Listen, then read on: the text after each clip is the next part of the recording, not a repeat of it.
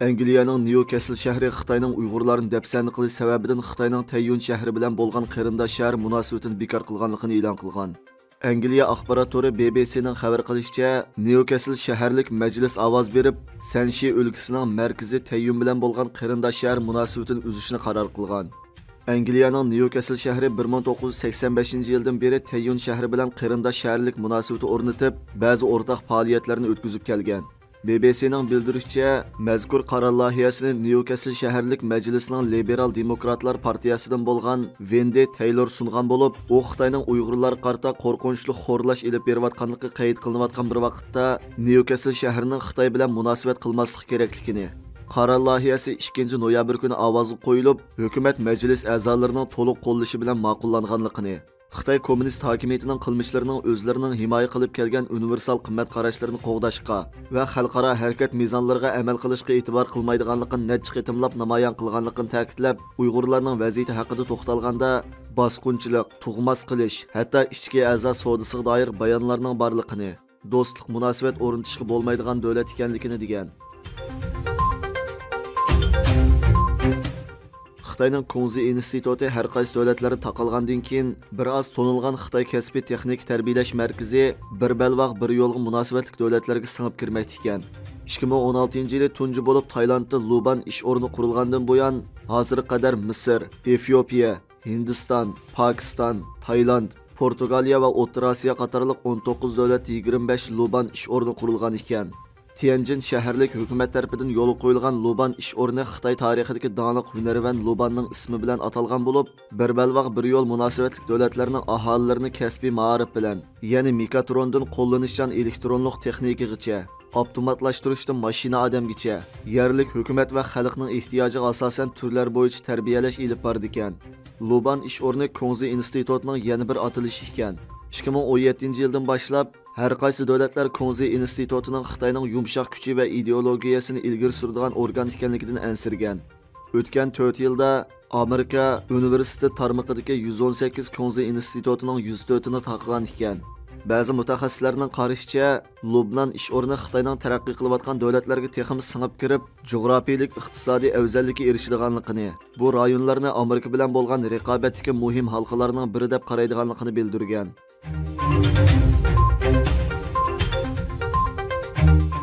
Fuqaroviy tashkilotlardan bo'lgan muhofizatchilarni qo'g'dash tashkiloti uzun mazgillik tekshirishdan keyin 2022-yil sentabr oyida Xitoy hukumatining chet ellardagi 110 saqchi punkti hamda ularning Xitoy hukumati ijro qilayotgan chegara halqan bostirishlarni ishga oshirishdagi roli sharhlangan dokladni e'lon qilgan.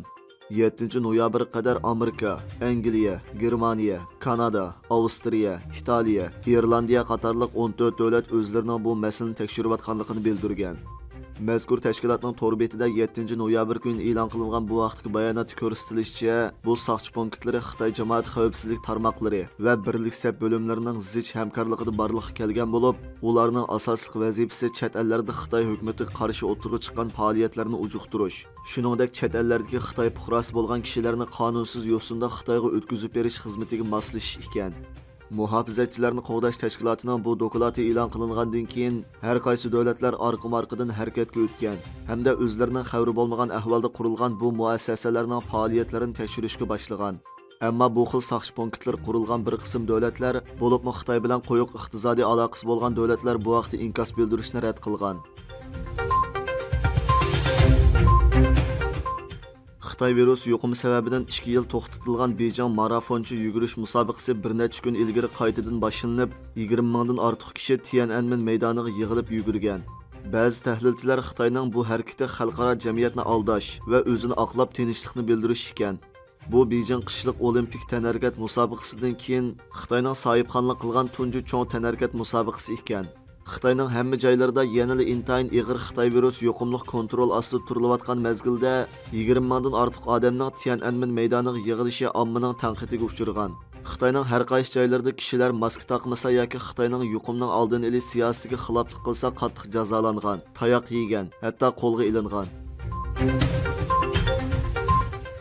9 noyabr kuni Dünya Uyg'ur Qurultayı, Xalqaro Sharq Turkiston Tashkilotlar Birligi va Hasana Tashkilot qatorliq 3 organning birlikda planlashida o'rinlashtirilgan Xalqaro Uyg'ur munbiri Belgiya poytaxti Bryusselga joylashgan Yevropa Ittifoqi parlamentining ish bajarish o'rnida ochildi. 2 kun davomlashadigan Xalqaro Uyg'ur munbir yig'ini Yevropa parlamentidagi bir qism siyosiy partiyalarning qo'llash ostida elib berilgan bo'lib, xalqarodagi Uyg'urshunos tadqiqotchilar, siyosiyonlar, qonunshunoslar, Uyg'ur jamoat arboblari, xalqaro kishilik huquq tashkilotlarining mas'ullari qatorliqlardan 300 ga yaqin kishi qatnashgan. Taratqularning xabar qilishicha, bu qitimliq munbarning yetmoqchi bo'lgan maqsadi navbatda Xitoy rejimi ilib berayotgan Uyg'ur irqiy qirg'inchilikni to'xtatishdan iborat bo'lib, 2 kun davomlashadigan yig'in jarayonida har qaysi temalar bo'yicha muzokara ilib berilib, Uyg'ur irqiy qirg'inchiligini to'xtatish uchun xalqaro o'zaro hamkorlashish to'g'risida qaror ma'qullanmoqchi ekan. Yaqında Xitoy Kompartiyasi qonun chiqarish qonuniga tuzish kirgizib, tuzitish loyihasida iqtisodiy islohoti va ichivitishga munosabatli mazmunlarni chiqarib o'tib, o'rniga ideologiyaga munosabatli mazmunlarni qo'shgan. Xitoyning bu qilmishi Xitoy davlatining kelgusini nega ilib bordiganligi sirtqi dunyoning diqqatini qo'zg'agan. 2 noyabr kuni Xitoy Kompartiyasi Mamlakatlik Xalq Qurultayi doimiy komiteti qonun chiqarish qonunining tuzish loyihasini e'lon qilib, oshkora ommaviy fikr olganligini, muhlatning 29 noyabr ekanligini e'lon qilgan. Tashqi dunyo tuzitish kirgizilgan loyihaning 3-moddasida iqtisodiy qurilishga ahamiyat berish va islohot ichivitishga chang turish qatorliq mazmunlarning o'chirilganligini, uning o'rniga Xi Jinpingning yangi davr Xitoyning aloyidaligi bilan sotsializm to'g'risidagi ideyasining yetakchiligida chang turish qatorliq ideologiya mazmunlarining o'rin olganligini bayqagan. Nekki Osiyo obrazida ko'rsatilishicha, bu Xitoy Kompartiyasining keyingi siyosat yo'nalishiga bo'lgan andisini kuchaytgan. Xitoyda qonun chiqarish qonuni asosiy qonun bo'lib, uning maqsadi qonun nizomlarini tuzish va tushuntirishga munosabatli faoliyatlarni tangshash, markazning qonun chiqarish huquqini yurgizish va ma'muriy qonun chiqarish bilan yerlik qonunlarning munosabatini moslashtirishni o'z ichiga olgan. Lekin Xitoyda bir partiya diktator mustabid bo'lganligi uchun qonun nizomlarining birdak va izchil bo'lishi kerakligini talab qiladi. Xitoyning bu yangi tuzishlari iqtisodning ish holatini tuvanlatish va bexatarlikni gavdalantirishni bahona qilib, harbiy va ideologiya kontrollikni kuchaytirish ekan. Xitoy kuzatuvchilari Xitoy Kommunistik partiyasining 20-navbatlik mamlakatlik qurultayi dokladida Xi Jinpingning bexatarlik masalasini ko'p qitim tilga olganligini, buning tunji qitim iqtisodga ahamiyat berganligidan eshib ketganligini tahlil qilgan.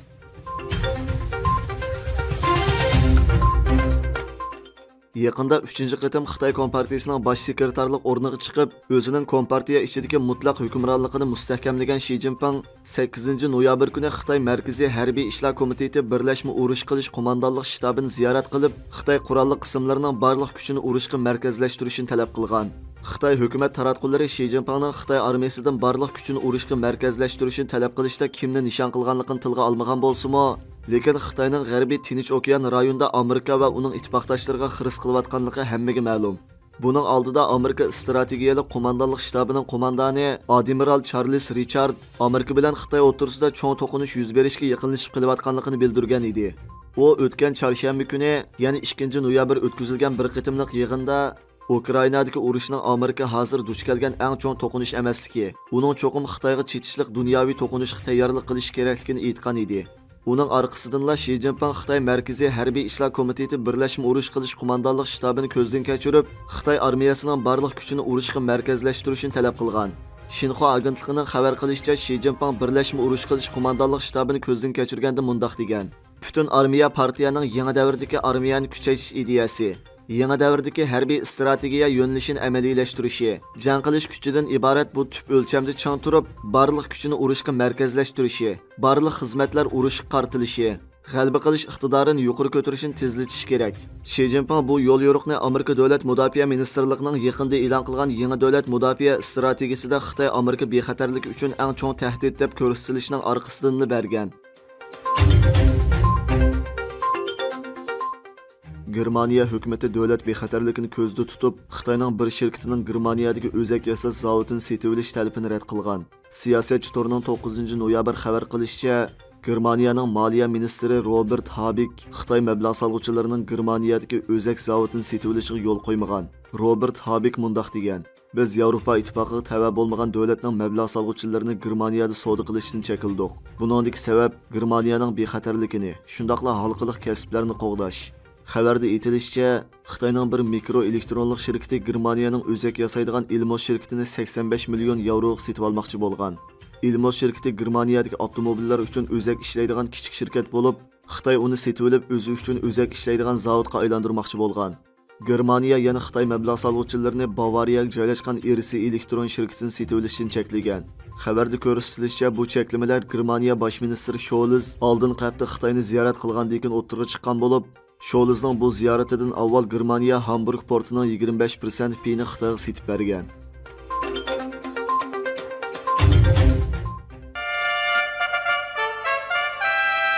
Bir 1933 yılı 12 noyabr Qashqarda qurilgan Sharq Turkiston Islom Jumhuriyati bilan 1944 yılı 12 noyabr G'uljida qurilgan Sharq Turkiston Jumhuriyatining qurilish kunini xotirlaymiz. Zulmga tiz bukmas ruhi bilan ozodlik va mustaqillik bayrog'ini ko'klarda parvoz qildirgan qahramon ajdodlarimizni va shahidlarimizni yod etamiz. Uyg'ur televiziyasi bo'lish suhbatimiz bilan eng qisqa zamonda Xitoy zulmidan qutulib, mustaqil Sharq Turkiston Jumhuriyatining qurilishiga tilakdoshlik bildiramiz.